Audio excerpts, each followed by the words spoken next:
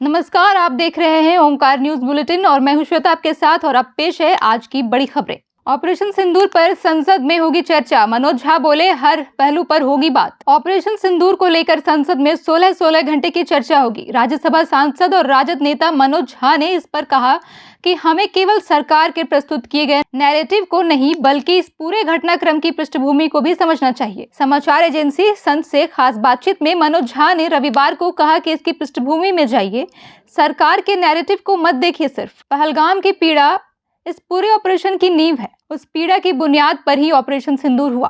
पूरा देश और समाज सामूहिक पीड़ा से आहत था। यह जरूरी है कि चर्चा सिर्फ उपलब्धियों तक सीमित ना रहे बल्कि यह भी समझा जाए कि विफलता कहां हुई। हम पुलवामा को आज तक नहीं समझ पाए, आखिर क्या हुआ था कि हमने अपने इतने जवान खो दिए। उन्होंने कहा कि ऑपरेशन सिंदूर पर अमेरिकी राष्ट्रपति का बयान आता है। उन्होंने कभी ट्रेड की धमकी दी, कभी कुछ और। हर पहलू पर चर्चा होनी चाहिए कि कहां क्या चूक हुई। हम वैश्विक मंचों पर मित्र विहीन क्यों दिखाई दिए। ऑपरेशन सिंदूर को एनसीईआरटी पाठ्यक्रम में शामिल किए जाने को लेकर सवाल किए जाने पर मनोज झा ने कहा कि अगर सरकार का विचार है तो कोई आपत्ति नहीं, लेकिन इसे पूरी पृष्ठभूमि के साथ जोड़ा जाए। हमने भी अपने समय में ब्रिगेडियर उस्मान और 1962 की लड़ाई जैसे ऐतिहासिक अध्याय पढ़े हैं। मेरा आग्रह है कि सरकार का यह फैसला सिर्फ हेडलाइन मैनेजमेंट तक न बनकर रह जाए।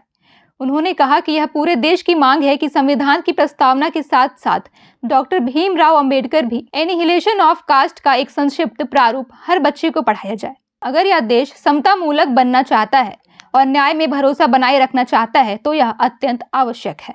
121 किलोमीटर की दूरी पैदल तय कर कुछ युवा यूपी के सीएम योगी आदित्यनाथ को जल चढ़ाने पहुंच गए, लेकिन सीएम आवास के बाहर तैनात सुरक्षा कर्मियों ने उन्हें रोक लिया। तीखी नोकझोंक के बाद पुलिस ने उन्हें बसों में भरकर इको गार्डन पहुंचा दिया। छात्र प्राइवेट स्कूलों की फीस बढ़ोतरी के खिलाफ सीएम योगी से मिलना चाहते थे। छात्र कांवड़ यात्रा के माध्यम से 120 किलोमीटर की दूरी तय करके हम लोग गोंडा आए मुख्यमंत्री जी के यहाँ जलाभिषेक करने।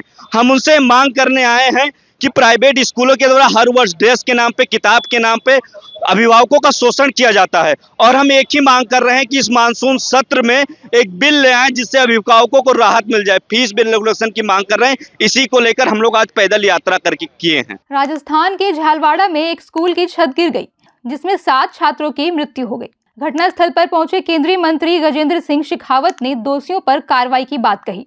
उन्होंने कहा कि हम ऐसे सारे विद्यालयों, सार्वजनिक भवनों का एक बार आकलन करेंगे, उनका ऑडिट करेंगे ताकि भविष्य में ऐसे हादसे दोबारा न हो सके। हरिद्वार में मनसा देवी मंदिर में भगदड़ मचने से 6 श्रद्धालुओं की मौत हो गई।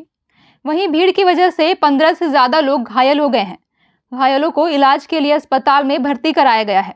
साथ ही सीएम धामी ने सोशल मीडिया पर पोस्ट कर हादसे का दुख जताया है। अधिकारी मौके पे मौजूद है, आला अधिकारी यही सारे मौजूद है, पूरा ताकत के साथ लगे हुए हैं। अब बड़ा दुर्भाग्यपूर्ण, अभी ये आंकड़े नहीं आए लेकिन कुछ कैजुअलिटी है, तो अभी जांच इस पे बिठाई जाएगी। देखिए, इस हादसे में हम लोग अभी जांच करेंगे और इसमें जो प्रथम दृष्टया जैसा मैंने कहा, और इसमें हम लोग की फोटोग्राफ्स और वीडियो देख के पता भी चल रहा है कि वहाँ पर किसी ने अफवाह फैलाई है कि वहाँ पे बिजली के तार टूटे या करंट हुआ, जबकि ऐसा कोई ऐसी जो घायल है या जो जिनकी डेथ हुई है अनफॉर्चुनेटली, उनमें से कोई भी ऐसा हमको इंडिकेशन नहीं मिल रहा है।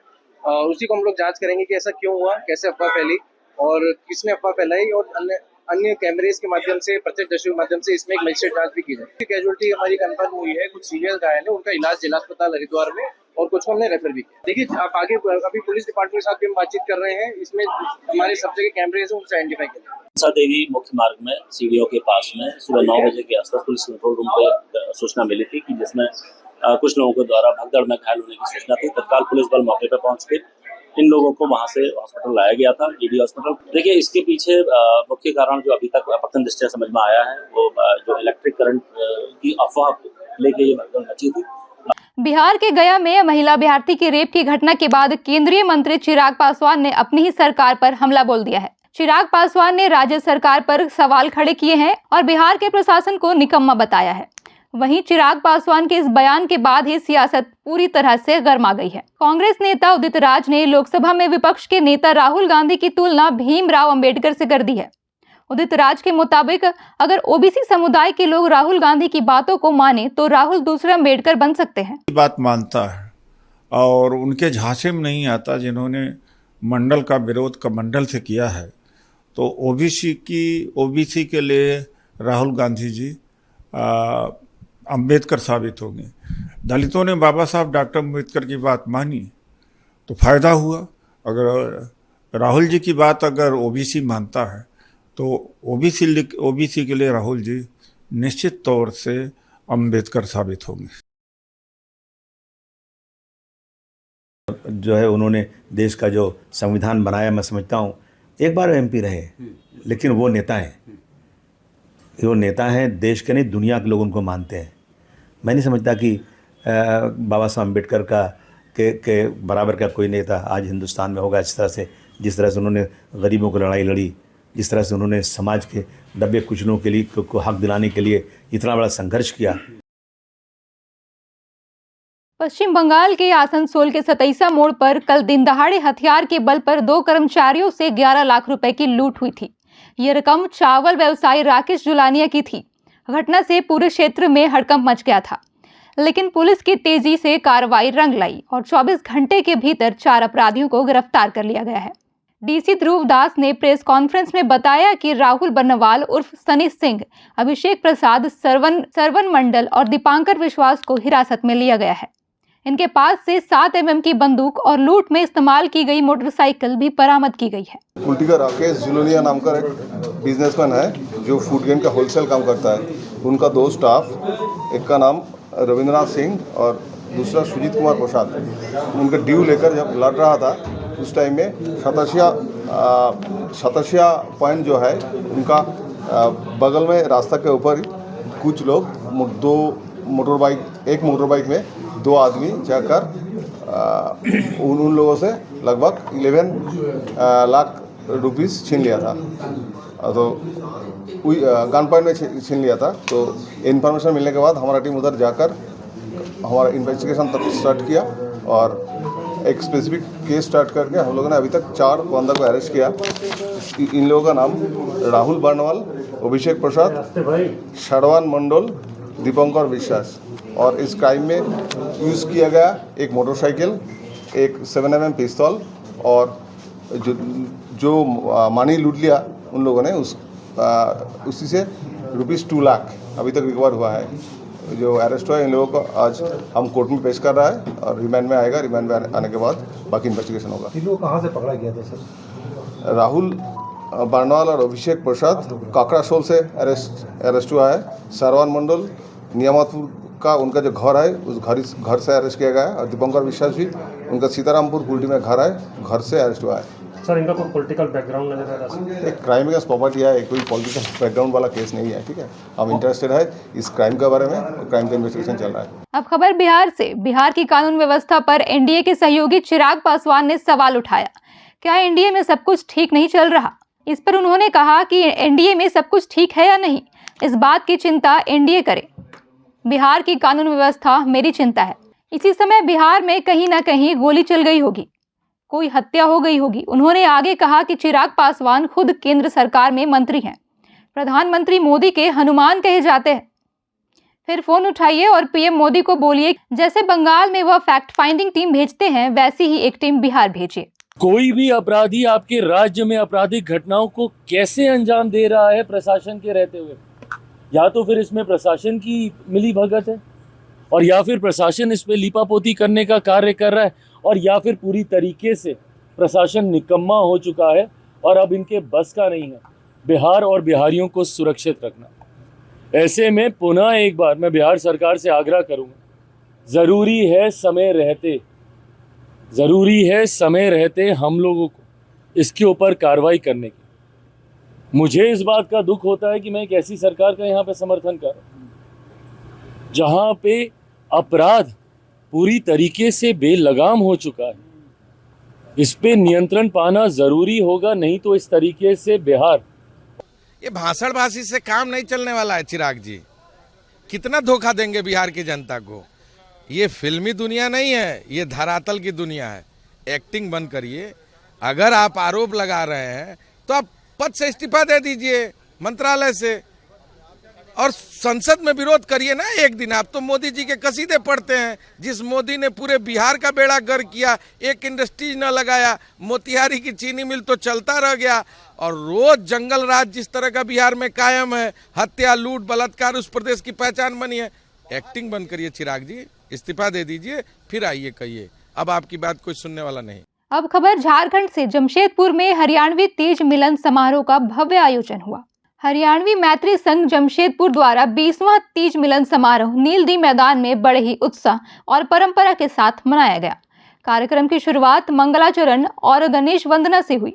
महिलाओं ने लोकगीत, तीज गीत, गिद्दा और पारंपरिक परिधान शो के जरिए सांस्कृतिक प्रस्तुति दी। खेलों और प्रतियोगिताओं के साथ साथ समाज सेवियों को भी सम्मानित किया गया।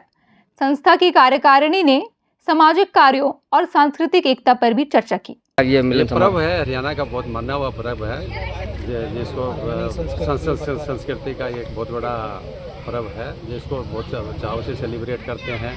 खास करके लेडीज़ के लिए जो झूला झूलती है, और ये हरियाणा पूरा खेती पे डिपेंड था, तो ये हरियाली का जैसे सावन का महीना आता, सावन में ये उमंग का एक त्यौहार है। तो आज किस तरह का कार्यक्रम यहाँ पर किया जा रहा है? इसमें आज का कार्यक्रम यही है, जो है सब लोग झूला झूलेंगे, गाना गाएंगे, गीत गाएंगे, हरियाणवी रागनी गाएंगे, जो जेंट्स भी रागनी गाएंगे, और सबका खाने पीने की व्यवस्था है, नाश्ता की है, फिर लंच की है, फिर शाम को 5 बजे सबका चर्चा होगा आपस में आगे कैसे आगे संस्था को आगे बढ़ना है। जमशेदपुर के गोलमुरी थाना क्षेत्र के जीएफ सोसाइटी में शनिवार देर रात बड़ी संख्या में लोग एकत्र हुए, जिससे स्थानीय लोगों ने आपत्ति जताई। सूचना पर पहुंची पुलिस ने 6 लोगों को हिरासत में लिया।